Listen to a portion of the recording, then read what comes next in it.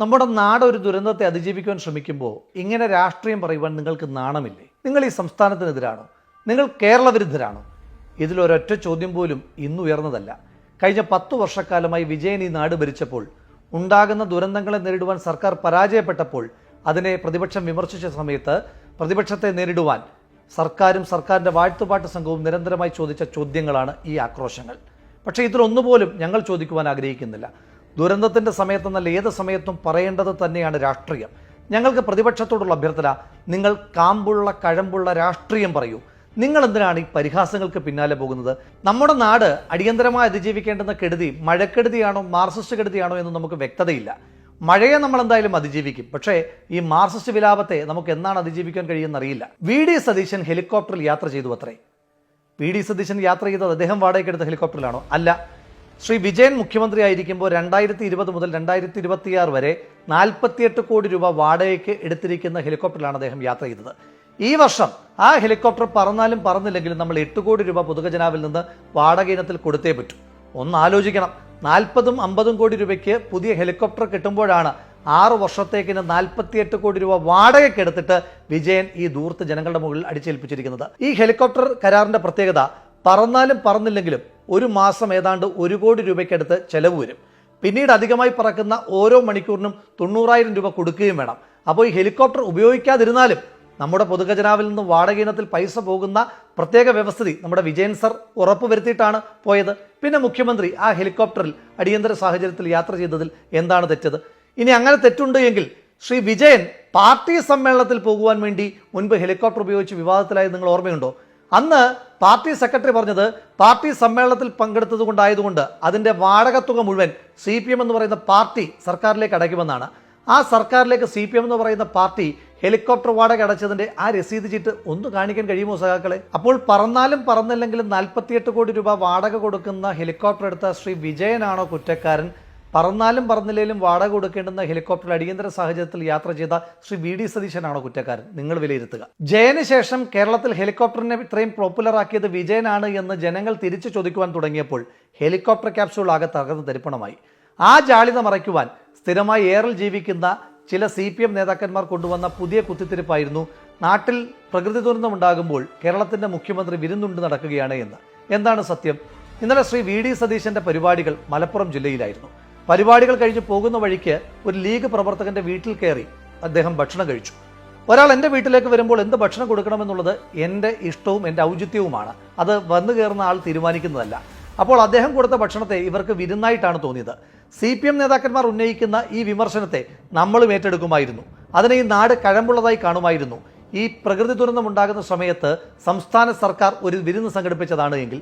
എന്നാൽ ഇതല്ല. പറച്ചിൽ കേട്ടാൽ തോന്നും നിപ്പയുണ്ടായ സമയം, കോവിഡ് ഉണ്ടായ ഏതാണ്ട് 2-3 വർഷക്കാലമൊക്കെ ശ്രീ വിജയൻ കേരളത്തിൽ ഉണ്ണാവൃതം ഇരുന്നിട്ടാണ് നമ്മുടെ നാടിനെ ഈ വലിയ ദുരന്തത്തിലേക്ക് തള്ളിവിട്ടത് എന്ന് ഓർത്തുപോകും. അതുകൊണ്ട് പ്രതിപക്ഷത്തിൻ്റെ നേതാക്കന്മാരോടുള്ള വിനീതമായ അഭ്യർത്ഥന, നിങ്ങൾ ഈ ദുരന്ത കാലഘട്ടത്തിൽ മുഖ്യമന്ത്രിയുടെ കഴിക്കുന്ന ബിരിയാണിക്കകത്ത് ചിക്കൻ പീസ് ഉണ്ടോ എന്ന് ചെയ്യുന്ന വലിയ ദുരന്തങ്ങളായി മാറാതെ ദുരിതാശ്വാസ പ്രവർത്തനങ്ങളുമായി ബന്ധപ്പെട്ട് ഏതെങ്കിലും തരത്തിലുള്ള വീഴ്ചകളോ കുറവുകളോ ഉണ്ട് എങ്കിൽ ജനങ്ങൾക്ക് വേണ്ടി അത് ചൂണ്ടിക്കാണിക്കുക.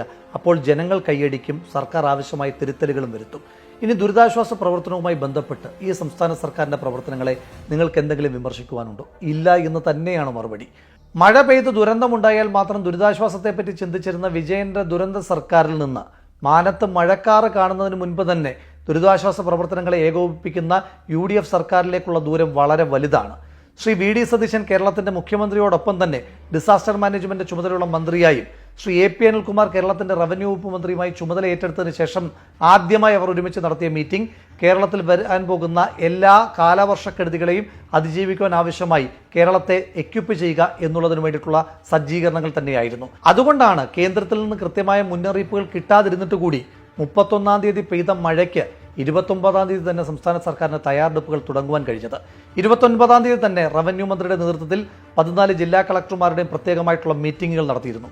അതോടൊപ്പം തന്നെ ജില്ലകളുടെ ചുമതലയുള്ള മന്ത്രിമാരോട് അടിയന്തരമായ സാഹചര്യങ്ങളിൽ അവിടെ ക്യാമ്പ് ചെയ്ത് പ്രവർത്തിക്കുവാൻ ആവശ്യമായിട്ടുള്ള നിർദ്ദേശങ്ങളും റവന്യൂ വകുപ്പ് മന്ത്രി ശ്രീ എ പി അനിൽകുമാറും മുഖ്യമന്ത്രി ശ്രീ വി ഡി സതീശൻ കൊടുത്തു കഴിഞ്ഞിരുന്നു. ജൂലൈ 20 മുൻപ് തന്നെ ഓറഞ്ച് ബുക്കിൽ പറഞ്ഞിരിക്കുന്ന മുഴുവൻ പ്രോട്ടോക്കോളുകളും കൃത്യമായി പാലിക്കപ്പെട്ടു എന്ന് കേരളത്തിന്റെ മുഖ്യമന്ത്രി Shri V D Satheesan, revenue വകുപ്പ് മന്ത്രി ശ്രീ എ പി അനിൽകുമാറും മുഴുവൻ ഉദ്യോഗസ്ഥന്മാരുമായി നടത്തിയ മീറ്റിംഗിന്റെ ഭാഗമായി ഉറപ്പുവരുത്തിയിരുന്നു.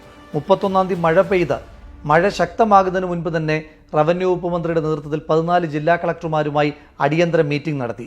ആ മീറ്റിംഗിന്റെ പ്രത്യേകത, മീറ്റിംഗ് 11 മണിക്ക് നടക്കുന്ന സമയത്ത് തന്നെ അതാത് ജില്ലകളുടെ ചുമതലയുള്ള മന്ത്രിമാർ, പത്തനംതിട്ടയിൽ ശ്രീ പി സി വിഷ്ണുനാഥും ഇടുക്കിയിൽ അനൂപ് ജേക്കബും അടക്കമുള്ള ആളുകൾ നേരിട്ടെത്തി ക്യാമ്പ് ചെയ്തിരുന്നു. അതോടൊപ്പം തന്നെ ജനപ്രതിനിധികൾ അവർ ഈ ദുരിതാശ്വാസ പ്രവർത്തനങ്ങളുടെ ഏകോപന ചുമതല ഏറ്റെടുത്തിരിക്കുന്നു. ഈ സംസ്ഥാന സർക്കാർ അടിയന്തരമായ സാഹചര്യങ്ങളെ നേരിടുവാൻ വേണ്ടി എല്ലാ ജില്ലാ കളക്ടർമാർക്കും മുൻ സർക്കാരുകളിൽ നിന്ന് വ്യത്യസ്തമായി 3 കോടി രൂപ അനുവദിച്ചു കഴിഞ്ഞിരിക്കുന്നു. അതോടൊപ്പം തന്നെ കേരളത്തിലെ എല്ലാ പഞ്ചായത്തുകളിലും അടിയന്തര ദുരിതാശ്വാസ പ്രവർത്തനങ്ങൾക്ക് ക്യാമ്പ് തുറക്കുവാൻ വേണ്ടിയിട്ട് 1 ലക്ഷം രൂപ അവരുടെ അക്കൗണ്ടിലേക്ക് മാറ്റി. അവിടെ എക്യുപ്മെന്റ്സ് വാങ്ങുവാൻ വേണ്ടിയിട്ടും പഞ്ചായത്തുകൾക്ക് 1 ലക്ഷം രൂപ വീതം അനുവദിച്ചിട്ടുണ്ട്. നമ്മുടെ ക്ലീനിങ് പ്രോസസ്സ് സംസ്ഥാന സർക്കാർ ആരംഭിച്ചിട്ടുണ്ട്. ഇതിനോടകം തന്നെ വാർഡ് 1-ന് 25,000 മുതൽ 50,000 രൂപ വരെ അനുവദിക്കപ്പെട്ടിട്ടുണ്ട്.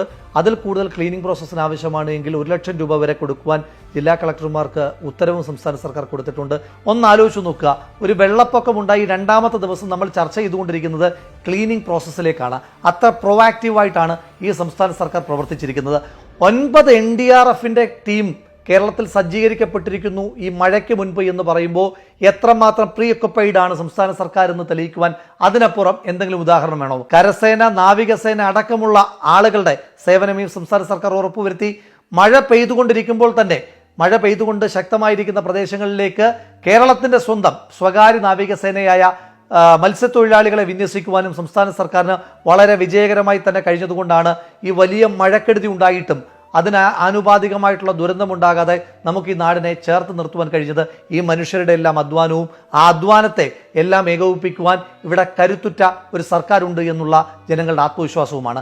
കഴിഞ്ഞ സർക്കാരിൽ നിന്ന് ഈ സർക്കാരിലേക്ക് എത്തുമ്പോൾ എൻ്റെ നോട്ടത്തിൽ ഏറ്റവും പ്രധാനപ്പെട്ട പോരായ്മ കഴിഞ്ഞ സർക്കാരിൻ്റെ കാലത്തുണ്ടായിരുന്ന PR തള്ള് ഈ സർക്കാരിൻ്റെ കാലത്തിൽ. അതുകൊണ്ട് ജോലി കൃത്യമായി നടക്കുന്നുണ്ട്, ദുരിതാശ്വാസ പ്രവർത്തനങ്ങൾ കൃത്യമായി ഏകോപിപ്പിക്കപ്പെട്ടു പോകുന്നുണ്ട്. ഒരു നാടൊന്നിച്ച് ഒരു ദുരന്തത്തെ അതിജീവിക്കുവാൻ വേണ്ടി ശ്രമിക്കുമ്പോൾ വില കുറഞ്ഞ പരിഹാസങ്ങളും ട്രോളുകളുമായി സോഷ്യൽ മീഡിയയിൽ 10 ലൈക്ക് നേടാം, ഞങ്ങളുടെ തെരഞ്ഞെടുപ്പിൽ തോറ്റതിന് ജാള്യതയൊന്നും മറയ്ക്കാമെന്ന് കരുതുന്ന പ്രതിപക്ഷം മഴക്കെടുതിയേക്കാൾ ഈ നാട് നേരിടുന്ന ഏറ്റവും വലിയ ദുരന്തമാണ്. അതുകൊണ്ട് മറ്റു ദുരന്തങ്ങളെ, നിപ്പയും പ്രളയവുമൊക്കെ ശീലിച്ച മലയാളിക്ക് ഈ കമ്മ്യൂണിസ്റ്റുകാരുടെ ദുരന്തത്തെയും നേരിടുവാൻ നമുക്ക് കരുത്തുണ്ട് എന്നുള്ള കാര്യത്തിൽ തർക്കമൊന്നുമില്ല. നമ്മുടെ വീട്ടിലേക്ക് വെള്ളം കയറി തുടങ്ങിയാൽ 1 സെക്കൻഡ് പോലും പാഴാക്കാതെ സംസ്ഥാന സർക്കാർ ക്രമീകരിച്ചിരിക്കുന്ന ദുരിതാശ്വാസ ക്യാമ്പുകളിലേക്ക് നമ്മൾ അടിയന്തരമായി മാറേണ്ടതായിട്ടുണ്ട്.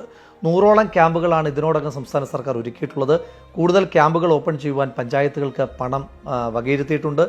ഈ ക്യാമ്പുകളിലേക്ക് ആവശ്യമായിട്ടുള്ള ഭക്ഷണവും വസ്ത്ര സാധനങ്ങളും അതുപോലെ തന്നെ മരുന്നുകളുമെല്ലാം സംസ്ഥാന സർക്കാരിൻ്റെ ഭാഗത്തു നിന്ന് എത്തിച്ചിട്ടുണ്ട്. അടിയന്തര ചികിത്സകൾക്ക് ആവശ്യമായിട്ടുള്ള മെഡിക്കൽ സൗകര്യങ്ങൾ സംസ്ഥാന സർക്കാർ എല്ലാ ക്യാമ്പുകൾ കോർഡിനേറ്റ് ചെയ്തും ക്രമീകരിച്ചിട്ടുണ്ട്. അപ്പോൾ ഈ സേവനങ്ങളെല്ലാം നമ്മൾ ലഭ്യമാക്കി.